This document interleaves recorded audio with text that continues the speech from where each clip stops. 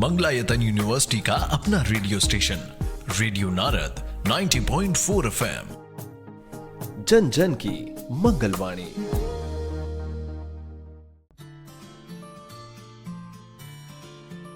स्वागत है आप सभी का एक बार फिर से हमारे कार्यक्रम सेहत सही लाभ कई में, और मैं हूं आपके साथ आरजे यश। दोस्तों, जैसा कि आप सभी ने पिछले एपिसोड में सुना कि पोषण माह शुरू हो चुका है, और पिछले हफ्ते हमने बात की थी पोषण माह और कंगारू मदर केयर पर। तो इसी श्रृंखला को आगे बढ़ाते हुए आज हम बात करेंगे पोषण माह और कुपोषण पर।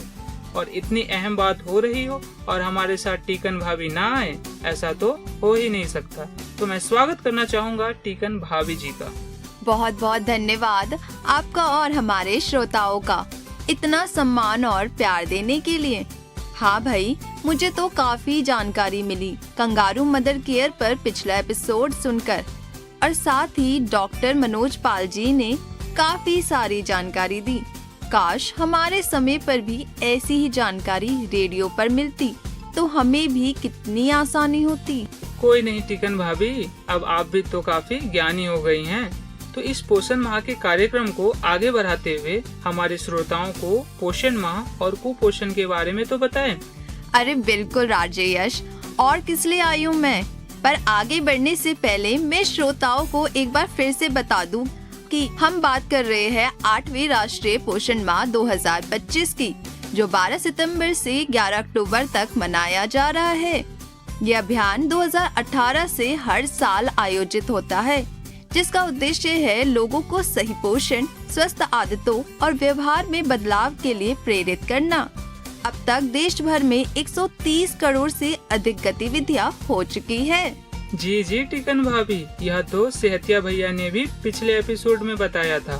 पर क्या आप हमारे श्रोताओं को एक बार फिर से याद दिलाएंगी कि इस साल के पोषण माह में कौन कौन सी थीम है? बिल्कुल, जैसा कि पिछले एपिसोड में सेहतिया जी ने बताया था, इस साल की प्रमुख थीमें हैं मोटापे की रोकथाम, कम तेल, चीनी और नमक, पोषण और शिक्षा, यानी आंगनवाड़ी में बच्चों को पढ़ाई के साथ पोषण भी देना, एक पेड़ माँ के नाम, यानी पर्यावरण व पोषण का साथ देना, शिशु और छोटे बच्चों के सही खान पान पर ध्यान देना, पुरुषों की सक्रिय भागीदारी, यानी परिवार की पोषण और देखभाल में भी योगदान देना।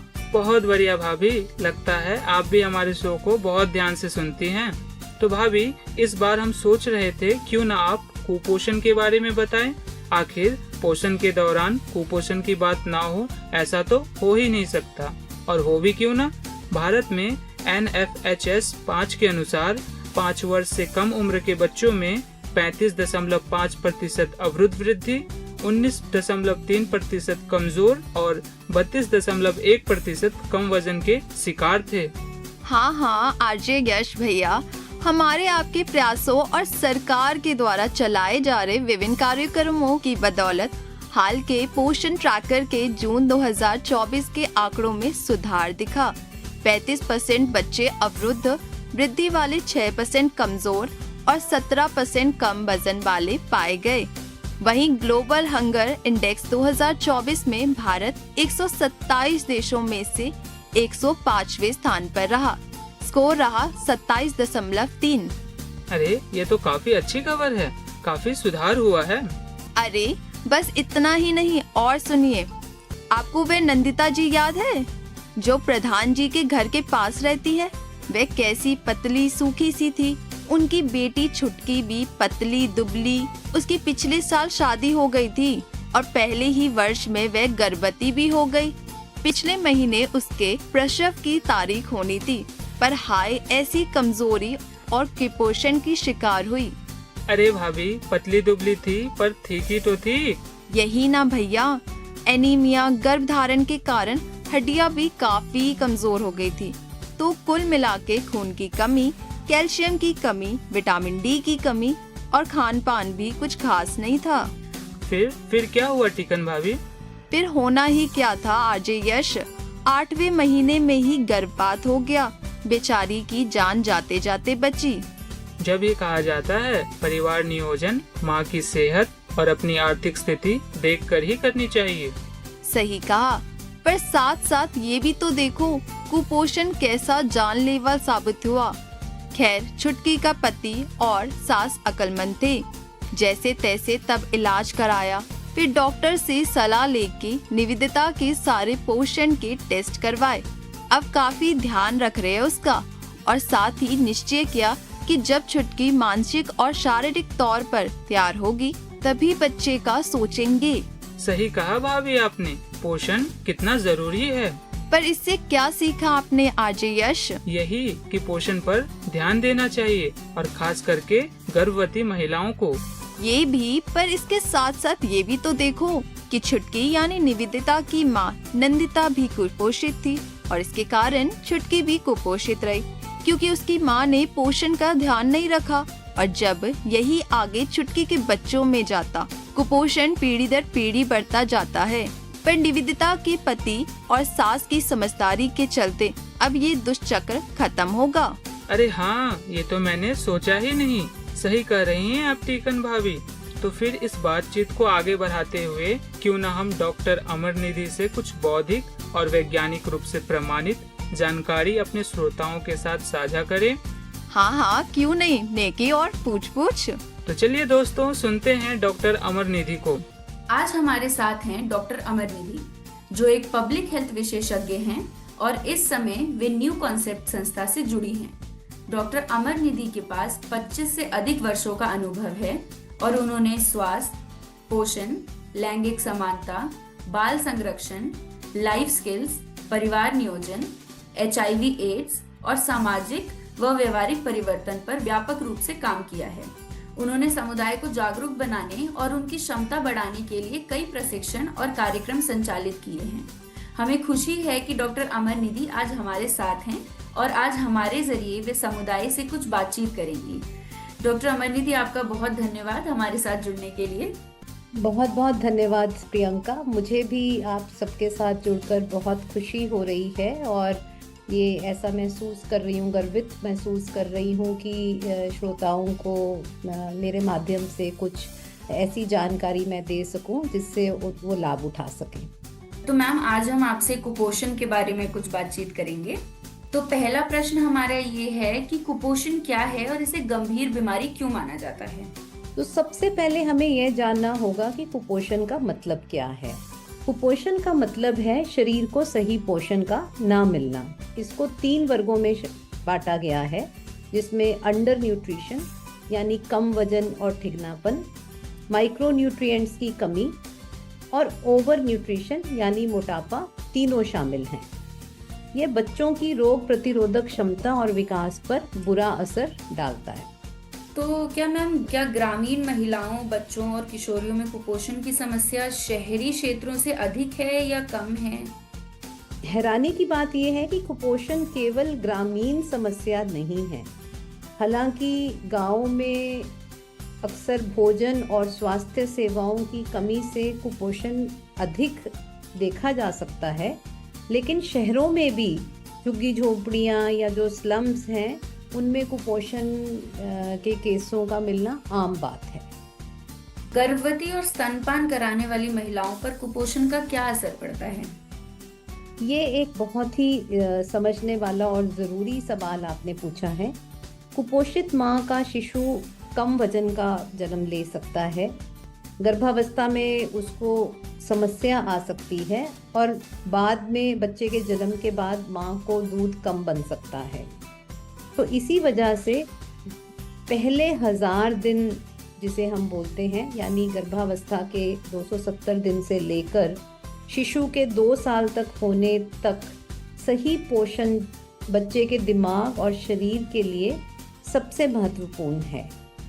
इसलिए इसको हम एक आसान तरीके से कुपोषण के कुचक्र के रूप में भी जान सकते हैं, जिसका अर्थ है कि एक कुपोषित गर्भवती महिला कम वजन वाले बच्चे को जन्म देगी और वो जो बच्चा या बच्ची जो है वो कुपोषित ही आगे बढ़ेंगे और वो कुपोषित किशोरी जो है वो फिर एक कुपोषित महिला बनेगी और फिर कुपोषित गर्भवती बनेगी और फिर कुपोषित या कम वजन वाले बच्चे को जन्म देगी। तो इस तरह से जो कुपोषण का कुचक्र है वो पीढ़ी दर पीढ़ी अंतर पीढ़ी चलता रहता है। इससे बाहर निकलना मुश्किल हो जाता है अगर कुपोषण की समस्या के ऊपर ज़्यादा ध्यान ना दिया जाए।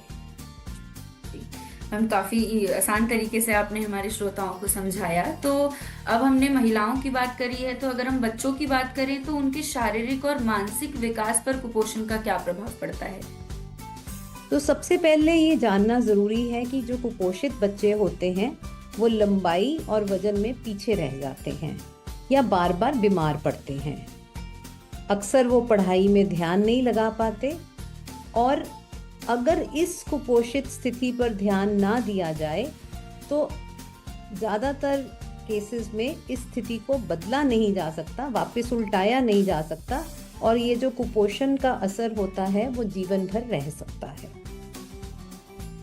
जी मैम, पोषण अभियान और सुपोषण के 5 सूत्र से आम लोगों को क्या लाभ मिलता है? जो ये पोषण अभियान है ये भारत सरकार की एक बहुत मुख्य योजना है। इसके 5 सूत्र हैं जिनमें से पहला है विविध आहार, यानी जिसे हम बदल बदल कर खाना लेना कहते हैं। साफ पानी और स्वच्छता इसका दूसरा सूत्र है। समय पर स्वास्थ्य की जांच और टीकाकरण तीसरा सूत्र। बच्चों की वृद्धि की निगरानी और समुदाय में पोषण शिक्षा और व्यवहार परिवर्तन, ये हमारे चौथे और 5वें सूत्र हैं। तो मैम, आंगनवाड़ी का टेक होम राशंस और स्कूलों के मिड डे मील की अगर हम बात करें तो ये कुपोषण को रोकने में कितने प्रभावी हैं या कितने प्रभावी अभी तक रहे हैं? टेक होम राशन और स्कूल का मिड डे दोनों ही बहुत असरदार हैं। नियमित और अच्छी गुणवत्ता के साथ मिलने वाला टेक होम राशन और मिड डे मील, इनसे बच्चों को पर्याप्त ऊर्जा और प्रोटीन मिलता है और कुपोषण घटता है। इसकी निगरानी और समुदाय की भागीदारी अगर हो तो ये और भी प्रभावी हो सकता है। तो मैम, इतनी सरकारी योजनाएं हैं, सब कुछ है, तो उसके बावजूद भी कुपोषण अभी भी इतना क्यों है? क्या लोग इसका पूरा लाभ नहीं उठा पा रहे या क्या परेशानी है? इतनी सरकारी योजनाओं के बावजूद भी कुपोषण होना, इसके कई कारण हैं। इनमें से जो प्राथमिक कारण है वो, जिसको हम गरीबी से जोड़ सकते हैं, भोजन में विविधता की कमी से जोड़ा जा सकता है। जैसे एक ही चीज़, एक ही तरह की दाल या एक ही तरह का भोजन जो है नियमित रूप से लेना।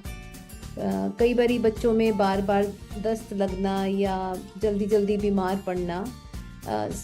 सरकारी सेवाओं में भी कई बारी कमी से कुपोषण को बढ़ावा मिल सकता है और समुदाय के लोगों में जागरूकता की कमी। इसीलिए सरकारी योजनाओं के साथ साथ परिवार और समुदाय की जो भागीदारी है वो बहुत ज़रूरी है, जिससे कि सभी एक दूसरे को सहयोग देते हुए एक निश्चय के रूप में एक दृढ़ होकर प्रण लेके अगर वो आगे बढ़े कि हमने अपने गांव में, अपने शहर में, अपने कस्बे में, अपने टोले में कुपोषण को दूर करना है, तो इसमें काफ़ी सहायता मिल सकती है। जी मैम, सरकार तो अपनी तरफ से कर रही है, लेकिन समुदाय की भागीदारी काफ़ी ज़रूरी है। तो उसी में अगर मैं पोषण माह की बात करूं तो पोषण माह जैसे कार्यक्रम में समुदाय की भागीदारी क्यों आवश्यक है? कैसे लोग और अपनी भागीदारी दे सकते हैं? ये बहुत एक आपने जिसको कहते हैं कि महत्वपूर्ण सवाल पूछा है।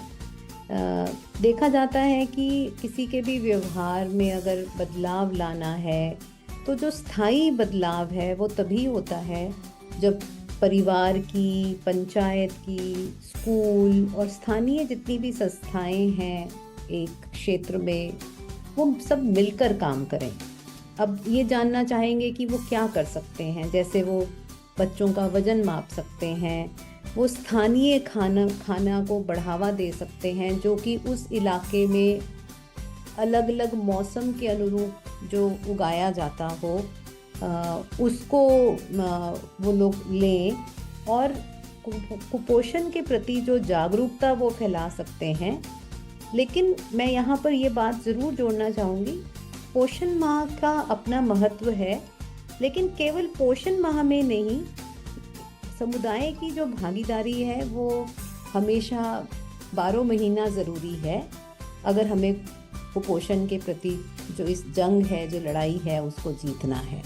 तो मैम आपने मौसमी खाद्य पदार्थों की बात करी, तो स्थानीय और मौसमी खाद्य पदार्थों से पौष्टिक थाली कैसे तैयार की जा सकती है? घर पर ही हम अपनी पौष्टिक थाली खुद से कैसे तैयार कर सकते हैं? अक्सर ऐसी मान्यता है कि जो पौष्टिक भोजन है वो महंगा होता होगा, लेकिन घर पर ही पौष्टिक थाली बनाना बहुत आसान है। जैसे कि थाली में जिसे हम अनाज कहते हैं, चावल, गेहूँ, बाजरा, वो बदल बदल कर किसी दिन चावल, किसी दिन गेहूँ, किसी दिन बाजरा या और ज्वार वगैरह जो हमारे ग्रामीण प्रांतों में अक्सर एक तरह से नियमित रूप से लिया जाता है। उसके साथ दालें जितनी भी हैं या प्रोटीन जिसमें अंडा, दूध, पनीर वो शामिल हो, हरी पत्तेदार सब्जियां हो, मौसम के अनुरूप उगी हुई सब्जियां हो और जो फल भी हैं उनको साथ में शामिल किया जाए, और थोड़ी मात्रा में तेल या घी जिसको हम खाना बनाने में अक्सर इस्तेमाल करते ही हैं, इन सब चीज़ों को अगर हम लें और तो हमारी जो एक भोजन की थाली है वो एक पौष्टिक थाली बन सकती है। इसमें जो एक ध्यान देने योग्य बात है वो ये है कि जो स्थानीय और मौसमी भोजन होते हैं जिसमें फल और सब्जियां शामिल हैं, वो सबसे पौष्टिक होने के साथ साथ सस्ते भी होते हैं। तो इसलिए ये धारणा के साथ कि जो पौष्टिक भोजन की थाली है वो महंगी नहीं होती अगर वो स्थानीय और मौसमी सब्जी फलों के साथ उसको हम तैयार करें। बिल्कुल मैम, तो भोजन के साथ साफ पानी और स्वच्छता कुपोषण की लड़ाई में कैसे जरूरी है? तो गंदे पानी और खराब स्वच्छता से बच्चों को दस्त होने की संभावना बढ़ जाती है और जो शरीर है वो पोषक तत्वों को नहीं ले पाता। साफ पानी को पीने और खाना बनाने के प्रयोग करने से और बार बार हाथ धोने की आदत से बच्चे स्वस्थ रहते हैं। तो मैम अगर हम समुदाय की बात करें तो आशा, आंगनवाड़ी, एएनएम का हमेशा ही काफी योगदान रहता है, मगर कुपोषण की रोकथाम में वो किस तरीके से मददगार हैं?